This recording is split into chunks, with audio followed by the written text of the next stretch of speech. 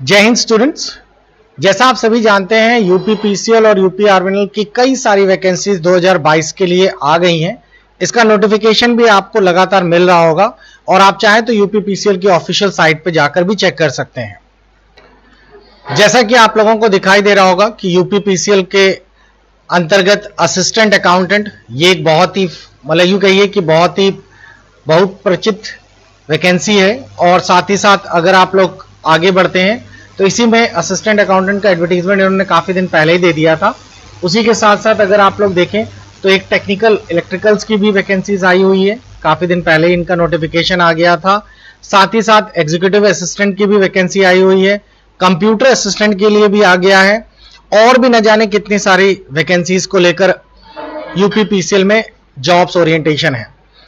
इसको लेकर कई सारे बच्चे कंफ्यूज भी रहते हैं। वैसे तो हमारा एक कोर्स चलता है यूपी पीसीएल, यूपी आर्मिनल के लिए, आरओ यारो सभी का, लेकिन मैं आज आपको स्पेशली इस वीडियो में आरओ यारो, assistant accounting, computer assistant, executive technical और जितनी भी इससे जुड़ी हुई वैकेंसीज हैं जिनमें ओ लेवल और ट्रिपल सी के एंट्रेंस के 50 क्वेश्चन पूछे जाते हैं, उस संदर्भ में मैं इस वीडियो को बना रहा हूं।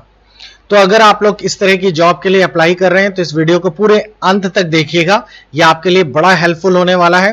एक ऐसा कोर्स ऑर्गेनाइज किया जा रहा है ताकि आप कम और शॉर्ट पीरियड ऑफ टाइम में इन कोर्सेज या इन वैकेंसीज को क्रैक कर सकें। आप सभी जानते भी हैं क्योंकि यूपी पीसीएल जो वैकेंसीज देता है उसमें कंप्यूटर्स कंपलसरी रहता है एंट्रेंस में। अगर आपके कंप्यूटर्स में नंबर्स नहीं आते 50% तो आपके आगे की रिमेनिंग कॉपीज ही नहीं चेक होती हैं। तो चलिए इन वैकेंसीज के बारे में डिटेल से बात करें और फिर मैं आपको बताता हूं कि इस कोर्सेज को आप कैसे कंप्लीट करेंगे।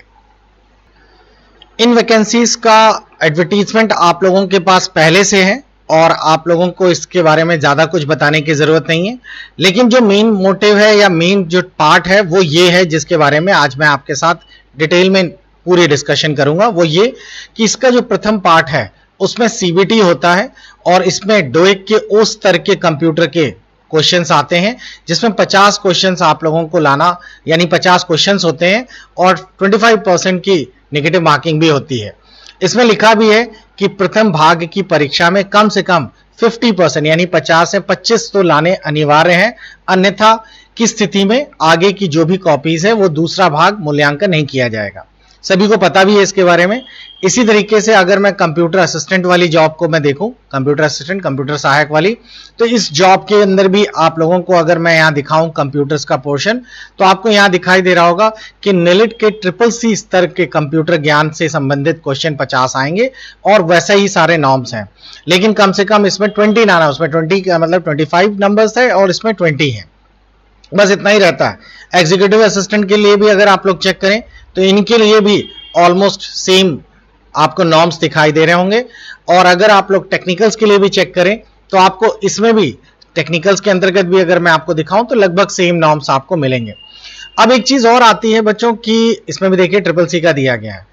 एक चीज और आती है कि जो ओ लेवल से जुड़ी हुई वैकेंसीज आ रही हैं इनमें ओ लेवल कौन सा आएगा, क्योंकि अगर आप लोग अगर पिछले पेपर्स को चेक करें तो ओ लेवल्स, जैसे कि मैं अभी आपको एक पेपर दिखा रहा हूं और इस पेपर्स में अगर मैं आपको चेक कर रहा हूं तो इस पेपर्स में अगर आप लोग देखें तो ये जो पेपर्स की वैकेंसीज या फिर ये जो क्वेश्चंस आए हैं, आप लोग देखेंगे कि इन क्वेश्चंस का स्टैंडर्ड नए वाले जो ओ लेवल का है, नया नेलिट का ओ लेवल जो लिखा हुआ है, नेलिट जहां लिखा हुआ है तो नया वाला ओ लेवल के अकॉर्डिंगली दिया है। नया वाला का मतलब समझ रहे हैं, जिसमें आपका ये पाइथन के क्वेश्चंस हैं, तो आप लोगों को ये वाला मिला है। जिसमें डोएक या पुराना लिखा है उसमें सी लैंग्वेज से जुड़े हुए क्वेश्चंस हैं। इस वाले पेपर्स में अगर मैं आपको चेक कराऊं तो आप लोगों को इसमें आईओटी के क्वेश्चंस भी मिलेंगे, एक्सएमएल भी मिलेगा और सीएसएस भी है, ये सब भी है जो कि नए पैटर्न पर है। तो सी प्रोग्रामिंग के क्वेश्चंस मिलेंगे अगर आप पुराने वाले पेपर्स को उठा लेते हैं। तो इन सब को लेकर बच्चे बड़े कंफ्यूज हैं, तो इसीलिए मैं आज आप लोगों को एक पूरा का पूरा कोर्स ऑर्गेनाइज कर रहे हैं, क्योंकि कुछ कोर्सेज में जो यूपी पीसीएल है वो पुराने पैटर्न पे फॉलो कर देता है, कुछ में अभी जैसे लास्ट वैकेंसी से या लास्ट फॉर्म आया था तो बच्चों ने बताया कि उसमें एक्सेल, वर्ड, पावर पॉइंट भी आ गया। जैसा कि आप लोग देख रहे हैं कंप्यूटर का ट्रिपल सी लेवल दिया हुआ है, लेकिन आप देख रहे होंगे इसमें पावर पॉइंट 2019 और वर्ड 2019 इसके क्वेश्चंस उन्होंने दे दिए, यानी कि लिब्रा से जुड़ा हुआ ऑप्शन जो आना चाहिए वो नहीं आया। तो बच्चों इसको लेकर बहुत सारे डाउट रहते हैं बच्चों के, तो हम लोगों ने एक थोड़ा सा चेंजेस लाए हैं इस बार। चेंजेस ये लाए हैं कि अब मैं आप लोगों को जो कोर्स हम लोगों ने अपग्रेड किया है उसमें हमने कोई शंका रखी ही नहीं है। यानी अब की बार की जो कोर्स है उसमें हमने MS ऑफिस भी कवर कर लिया है और प्लस आप लोगों का CCC का जो पोर्शन आता है यानी कि लिब्रा वो भी कवर कर दिया है। साथ ही साथ आप लोगों के O लेवल के संदर्भ में जो वैकेंसीज आती हैं उसमें हम लोगों ने पाइथन को भी प्रिविलेज दिया है और प्लस C लैंग्वेज को भी कवर किया है। तो अब जो मैं आप लोगों की आज से क्लास शुरू कर रहा हूं, ये आपकी एक छोटी या मॉक टेस्ट की तरह से क्लास ऑर्गेनाइज होगी। क्लास में मैं आपके कोर टॉपिक्स कवर करूंगा। कोर टॉपिक्स का मतलब है जिनसे क्वेश्चंस सबसे ज्यादा बनते हैं। क्लास को इस तरीके से ऑर्गेनाइज किया जा रहा है कि आप में से जिन भी बच्चों का कंप्यूटर बैकग्राउंड नहीं है या फिर जिनके पास कोई प्रोग्रामिंग बैकग्राउंड नहीं है तो वो भी क्लास को बेहतरीन तरीके से कवर कर सकें। तो चलिए आज की क्लास का एक इंट्रो देखते हैं, फिर आप लोग इस क्लास का फीडबैक इसी के नीचे कमेंट सेक्शन पे जरूर दीजिएगा। आपके फीडबैक के अकॉर्डिंगली क्लास को डाइवर्ट कर दिया जाएगा। ज्यादा बच्चे रहेंगे तो क्लास के लाइव सेशन भी चालू हो जाएंगे। तो चलिए आज के टॉपिक को कवर करते हैं। ये जो क्लासेस हैं और जो पेड वर्जन्स हैं जिनमें आपको videos, mock test, practice set सब कुछ अवेलेबल है, इसके लिए आप हमारा एप्लीकेशन जो है ICE एकेडमी आपको गूगल प्ले स्टोर और एप्पल स्टोर दोनों से मिल जाएगा। और इसके अंतर्गत आप जाइए और इसके स्टोर सेक्शन पे, जो कि पहले तो ऐप इंस्टॉल कर लीजिए, रजिस्टर्ड हो जाइए, स्टोर सेक्शन पे जाइए और ऊपर सर्च में डालिएगा UPPCL। जब ऊपर सर्च बटन आए तो आपको लिखना है UPPCL। तो जैसे ही आप UPPCL लिखेंगे आपको UPPCL से लिंक्ड कई सारे कोर्सेज आ जाएंगे, जैसा कि मैं अभी आपको दिखा रहा हूं। मैंने यहां पे लिख दिया UPPCL और यहां पर UPPCL के सारे कोर्सेज जो हमारे ऐप में चल रहे हैं वो सब आपको दिखाई देंगे। अभी जो मैं आपको बताने जा रहा हूं उसके वीडियो और उसकी PDF कंटेंट आपके ऐप में भी ऐड हो जाएगी। जैसे UPPCL का आज के टॉपिक जो है बेसिकली RO, ARO और असिस्टेंट अकाउंटिंग के लिए है, क्योंकि इसमें O लेवल से संदर्भ क्वेश्चन आते हैं। आज के टॉपिक में जो क्लासेस हैं, हम लोगों ने जो क्लासेस हैं वो पहले से, जो लास्ट टाइम जो एग्जाम्स हुए थे उनकी प्री रिकॉर्डेड सारी क्लासेस इसमें ऑलरेडी पहले से पड़ी हुई हैं। हमने सिलेबस को मॉडिफाई करके उसका लिब्रा, पाइथन और IoT भी इसमें ऐड ऑन कर दिया है। तो आज की जो क्लासेस हैं वो भी आप लोगों को इन्हीं में ऐड हो जाएंगी, ताकि आपका अगर कोई क्लास मिस होती है तो आप इससे जाकर ले पाएंगे। जो PDF नोट्स हैं वो आपको यहां मिल जाएंगे, जिसमें कि इंग्लिश और हिंदी और जनरल टॉपिक्स जो हैं वो यहां पर पूरे बने हुए हैं। आज के जनरल टॉपिक्स पर जिस पर हम लोग आज डिस्कस करने जा रहे हैं उस टॉपिक का नाम है IEEE और DES। ये टॉपिक से जुड़े हुए हर बार क्वेश्चंस देखे गए हैं और चलिए इस टॉपिक के बारे में हम लोग डिस्कस करते हैं। तो DES का मतलब बच्चों होता है यहां पर data encryption standard. DES data encryption standard. DES data का मतलब आप लोग जानते ही हैं, जहां पर हमारे आंकड़े हैं ये सब डेटा है। एनक्रिप्शन वर्ड का मतलब होता है किसी तरीके से उसको एक सांकेतिक भाषा में बदल देना, उसी को एनक्रिप्ट कह देते हैं, ताकि कोई आदमी लीक ना कर सके, पकड़ ना सके डेटा। स्टैंडर्ड का मतलब नॉर्म्स हैं। तो DES इज एक प्रकार की सिमेट्रिक की इंक्रिप्शन विधि है, जिससे कि मैसेज को एनक्रिप्ट करके रखा जा सकता है, ट्रांसफर किया जा सकता है और साथ ही साथ उसको डिक्रिप्ट करने के लिए एक की का प्रयोग किया जाता है। यानी कि अगर एक जगह से कोई मैसेज दूसरी जगह भेजा जा रहा है तो दूसरी जगह जब मैसेज पहुंचेगा, बीच में कोई आदमी अगर उस मैसेज को कॉपी भी कर लेता है तो उसको जब तक वो की नहीं मिलेगी तब तक वो उसे डिक्रिप्ट नहीं कर पाएगा। तो यही होता है डेटा एनक्रिप्शन स्टैंडर्ड्स। इसके लिए जो की होती है वो 56 बिट की होती है, जिससे कि 64 बिट का डेटा एनक्रिप्ट किया जा सकता है। DES को 1976 में IBM ने डेवलप किया था और अब इसका प्रयोग नहीं करते क्योंकि ये पुरानी विधि हो गई है और इसकी जगह अब हम लोग AES यानी एडवांस एनक्रिप्शन स्टैंडर्ड का उपयोग करते हैं। तो ये नॉर्म्स या फुल फॉर्म्स आप लोग जरूर याद रखिएगा। AES का मतलब है एडवांस एनक्रिप्शन स्टैंडर्ड्स। अब ऊपर का जो क्वेश्चन या ऊपर का जो ब्लॉक है उसको मैंने इंग्लिश और नीचे हिंदी और इंग्लिश दोनों PDF में अवेलेबल है, तो आपको दिक्कत नहीं होनी चाहिए। तो ये तो बात हो गया DES का। अब बात आती है IEEE क्या होता है। इसके क्वेश्चंस बहुत आते हैं, ध्यान से देखिएगा। IEEE या IEEE भी कह सकते हैं, ये बेसिकली एक ऑर्गेनाइजेशन है and within IEEE develops the global standards. Global standard का मतलब होता है अराउंड द वर्ल्ड एक स्टैंडर्ड, एक मापदंड तय करती है। ये मापदंड power, energy, consumers, biomedicals, health, इन सब के लिए बनाए जाते हैं और ये स्टैंडर्ड्स सभी लोगों को या सभी कंपनीज को फॉलो करना होता है, भले वो कम्युनिकेशन से जुड़ी हुई हो, भले वो आप लोगों की एनर्जी से जुड़ी हुई हो। इसका फुल फॉर्म होता है institute of electrical and electronics engineering standards. ये एक स्टैंडर्ड्स हैं, एक माप है। अब आगे देखते हैं हम लोग। IE वॉज एक सेकेंड। तो IEEE has developed standard for over a century through a program that offer a balance, openness, fair process and consensus। इसका मतलब है कि ये पूरे अराउंड द सेंचुरी से एक स्टैंडर्ड फॉर्मेट तैयार कर रही है। सभी टेक्निकल्स अराउंड द वर्ल्ड इसी फॉर्मेट, इसी नॉर्म्स को फॉलो करते हैं। IEEE is not a body formally organised by government. ये गवर्नमेंट के द्वारा ऑर्गेनाइज नहीं की गई है, पहली चीज ध्यान रखिएगा। But rather a community, ISO, IEC and ITU was recognized international standard organizations। तो ये गवर्नमेंट नहीं चलाती, जबकि इसकी जगह ISO या इस तरह की जो रिकॉग्नाइज स्टैंडर्ड फॉर्म्स हैं, जो कि इस तरह के मापदंड के लिए, जैसे इंडियन स्टैंडर्ड ऑर्गेनाइजेशन, इस तरह की स्टैंडर्ड ऑर्गेनाइजेशंस हैं, ये सभी आप लोगों का इन सभी चीजों का स्टैंडर्ड का ध्यान रखती हैं। खैर, अब हमारा मेन टॉपिक ये नहीं था, हमारा ये मेन टॉपिक है जो कि ये सबसे ज्यादा पूछा जाता है कि IEEE 8023 ये क्या है, और इससे जुड़े हुए सारे 802 सबसे ज्यादा आता है। तो IEEE 802 is a set of standard. मैंने पहले ही बताया कि ये एक स्टैंडर्ड, एक माप तय करती है। जैसे कि फॉर एग्जांपल मान लीजिए कि आप एक पूरे ऑफिस में काम करते हैं और वहां 10 कंप्यूटर लगा रखे हैं, कंप्यूटर 1, कंप्यूटर 2, कंप्यूटर 2, इस तरह करके। अब सभी कंप्यूटर्स को हमें आपस में एक दूसरे से जोड़ना है, ठीक। ये एक सर्वर से जुड़े हुए हैं, सब इस तरह के मान के चलते हैं, ऐसा कुछ नेटवर्क बना रखा है। लेकिन सभी कंप्यूटर्स अलग अलग कंपनी से खरीदे गए हैं, जो कि अलग अलग कंपनी अलग अलग देशों से आई हुई है। अब प्रॉब्लम ये कि सभी कंपनीज जो अलग अलग हैं, अलग अलग माप यूज करेंगे, अलग अलग स्टैंडर्ड यूज करेंगे, तो डेटा ट्रांसफर ही नहीं हो पाएगा। इनका रूल कुछ और है, इनका रूल कुछ और है, तो इस जगह पे गड़बड़ी हो जाएगी। जैसे मान लीजिए आपके पास एक एप्पल का फोन है और आप एप्पल के फोन से एप्पल के फोन में या एप्पल के लैपटॉप में ट्रांसफर करना चाहते हैं, तो आप तुरंत ट्रांसफर कर सकते हैं। लेकिन अगर आप एप्पल से विंडोज में ट्रांसफर करेंगे तो नहीं हो पाएगा, क्योंकि दोनों के प्रोटोकॉल डिफर हो जाते हैं। तो एप्पल वाला बेचारा लिए घूमता रहता है फोन, उसका बैकअप ही नहीं हो पा रहा, क्योंकि एप्पल के लैपटॉप्स कम है तो हमारे यहाँ पे विंडोज ज्यादा है। सेम चीज उल्टी भी होती है।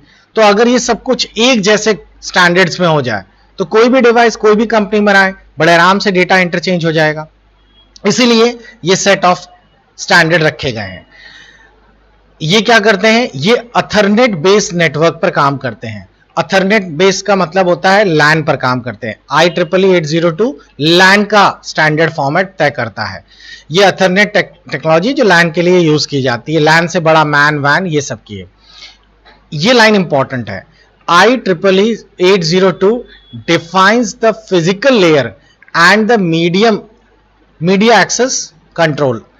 ये जो है, ये फिजिकल लेयर मतलब जो तारों वाली लेयर्स है, और जो मैक एड्रेस है, इनके बीच का इनको डिफाइन करने में काम आती है। इसकी एक सब लेयर भी है जो वायर्ड एथरनेट नेटवर्क के लिए जोड़ी जाती है। अब इसके अलग अलग स्टैंडर्ड्स हैं। क्या क्या है अलग अलग? पहला तो है IEEE 802.3, फिर है I802.3A, 3I, 3IJ। ये अलग अलग स्टैंडर्ड्स जो आप लोगों को यहां पे दिखाई दे रहे होंगे, ये हैं। तो अब पहले इनके बारे में समझ लेते हैं, ये हैं क्या अलग अलग मोस्ट पॉपुलर बताए गए हैं। IEEE 802.3, this was the original standard given for the base 10 base 5। 10 base 5 क्या है? ये एक प्रकार का केबल है जो कि नेटवर्किंग के लिए यूज की जाती है। देखिए आपको दिखाई दे रही होगी, ये रही 10 बेस 5। ये थोड़ी सी थिक होती है, फिर ये थिनर होती है, और टी जो है ट्विस्टेड पेयर में होती है। ये भी नीचे मिलेगा ये। तो ये डिफरेंट टाइप्स की केबल है जो नेटवर्किंग के लिए यूज की जाती है। It is used a thick single coaxial cable. Coaxial वाला मतलब वही जो अभी केबल दिखाई, जिसके अंदर केबल होती है, जैसे डिश वाली होती है, into which a connection can be tapped by drilling into a cable to the core। The 10 is the maximum throughput, that is 10 Mbps. Base denotes use the standard transmission.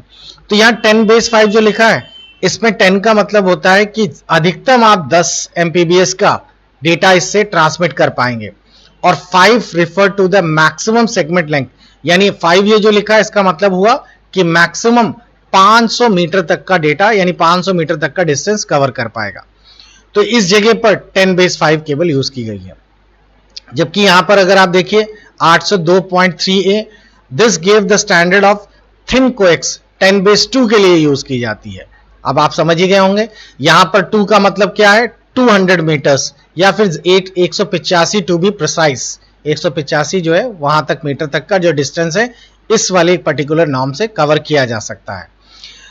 उसके बाद 8023i, this give the standard for a twisted paper. Twisted paper वाली मैंने अभी आपको दिखाई थी, जिसमें कि आपकी दो पेयर्स के लच्छे होते हैं और उसमें अनशील्डेड पेयर होता है, कॉपर की तार लगी होती है और जिससे कि डेटा ट्रांसफर करने के लिए यूज किया जाता है। और 802.3a ये स्टैंडर्ड्स बनाए गए हैं फाइबर्स ऑप्टिक्स, जो फाइबर केबल्स आ रही हैं, इसके आगे 10 बेस F लगा होगा।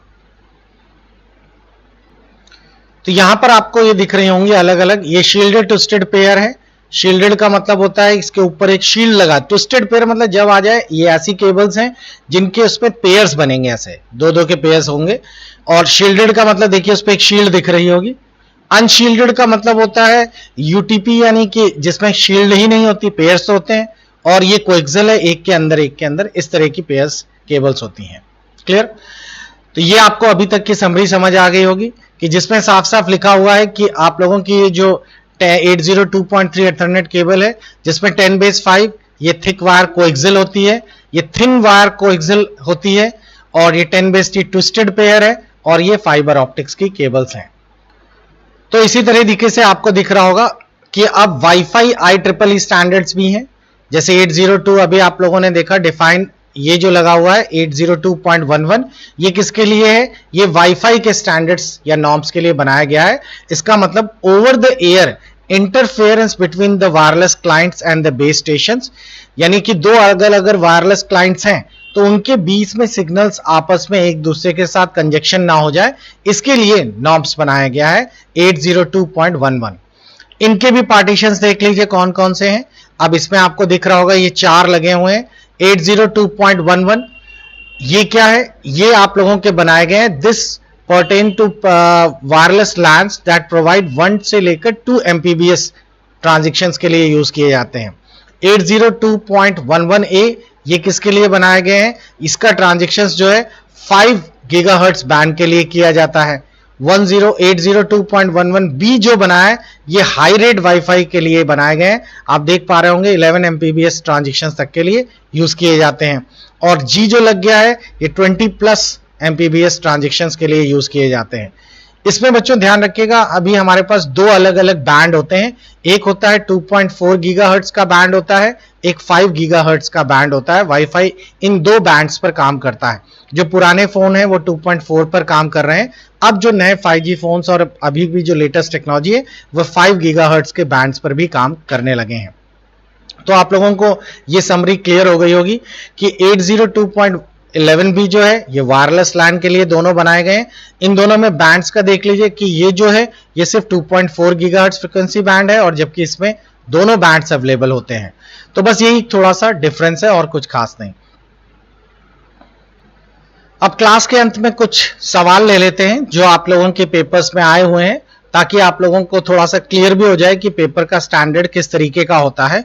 फिर आप सभी से रिक्वेस्ट है कि वीडियोस खत्म करने के बाद आप लोग जरूर इस वीडियो के डिस्क्रिप्शंस में या फिर कमेंट सेक्शन पे जरूर एक लिंक या यूं कहिए कि कमेंट करिएगा कि आप लोगों को क्लासेस कैसी लग रही हैं, क्या ये क्लासेस कंटिन्यू की जाए। तो आप लोगों के फीडबैक के अकॉर्डिंगली हम लोग कंटिन्यू करेंगे। और सबसे पहला सवाल जो आप लोगों को, मैं अभी सवाल मिस कर रहा हूं क्योंकि मैं आज के टॉपिक या इससे जुड़े हुए टॉपिक को ही कवर कर रहा हूं, बाकी फिर जो है वो हम लोग धीरे धीरे पूरे क्वेश्चंस कवर करेंगे हर तरीके के। आज का पहला टॉपिक का जो क्वेश्चन है वो ये कि डैश इंटरनेट प्रोटोकॉल है जो वेब पेजों को स्थानांतरित करने या प्रदर्शित करने के लिए जिम्मेदार है। यानी इंटरनेट जब आप खोलते हैं तो कौन सा प्रोटोकॉल यूज में आ जाता है। आप लोगों के पास अलग अलग प्रोटोकॉल्स हैं, लेकिन आपको सही प्रोटोकॉल्स का जवाब है HTTP hyper text transfer protocol. तभी आप देखते होंगे कभी भी कोई वेबसाइट लगाइए www तो उसके आगे HTTP लिख जाता है। इसका मतलब है कि इंटरनेट पे जो भी वेब पेजेस आते और जाते हैं, इसका तय करने का या इसका निर्धारण करने का काम HTTP का होता है। अगला क्वेश्चन है हमारे पास कि डैश का प्रयोग इंटरनेट पर दो कंप्यूटर के बीच फाइल ट्रांसफर करने के लिए जाता है। आपके पास एक कंप्यूटर है और एक और है, दोनों के बीच में आपको डेटा से या यूं कहिए डेटा ट्रांसफर करना है, तो आपको कौन सा प्रोटोकॉल यूज करना पड़ेगा? इसका सही जवाब है फाइल ट्रांसफर प्रोटोकॉल का यूज करिए, FTP हम लोग इसे कहते हैं। नेक्स्ट है हमारे पास कि इनमें से जो आपको फोटो दिखाई जा रही है छवि में टोपोलॉजी को पहचाने। अभी इसको लेकर मैं एक अलग से सेपरेट क्लास बताऊंगा जिसका नाम ही होगा टोपोलॉजी। फिलहाल उसमें मेश है, वायर है, बस है, अलग अलग। ये जो टोपोलॉजीज आप देख रहे हैं, अगर मैं इसमें एक कंप्यूटर बीच में लगा दूं और इन सबको इससे ऐसे जोड़ दूं, ये सारे एक ही कंप्यूटर से जुड़ जाएंगे, तो इसको हम लोग कहेंगे स्टार टोपोलॉजी। उसी की जगह अगर मैं एक सिंपल सी वायर बिछा दूं और इन सभी कंप्यूटर्स को उस वायर से कनेक्ट कर दूं, तो इसे हम लोग कहेंगे बस टोपोलॉजी। अलग अलग कंप्यूटर्स आपस में एक दूसरे से कनेक्टेड हैं, इसको कहते हैं मेश टोपोलॉजी। इसमें कोई सिक्योरिटी नहीं रहती बच्चों, और ये महंगा भी है। अगला आप लोग देखते हैं जो हमारे काम का है, मैं सिर्फ उन्हीं को कवर कर रहा हूं, बाकी फिर मैं आप लोगों के नेक्स्ट टॉपिक पे कवर करूंगा। ये देखिए, ये आज की क्लास का क्वेश्चन आ गया और क्वेश्चन नंबर ये है कि MAC layer specify by IEEE 802.15.4 is located बिन। तो मैक जो लेयर होती है वो किसके किसके बीच में लोकेट होती है? तो मैंने अभी भी आपको बताया था, फिजिकल लेयर और एप्लीकेशन लेयर्स के बीच में वो लोकेट करती है, और यही इसका सही जवाब है। नेक्स्ट आगे बढ़ते हैं। हमारे पास अगला क्वेश्चन जो आने वाला है वो है, जिसमें पूछा गया है मैक जो है लेयर के लिए डैश सबसे अधिक इस्तेमाल किया जाने वाला IoT मानक कौन सा है? इसको आप लोग ध्यान से नोट कर लीजिएगा। सही जवाब है IEEE 802.15.4।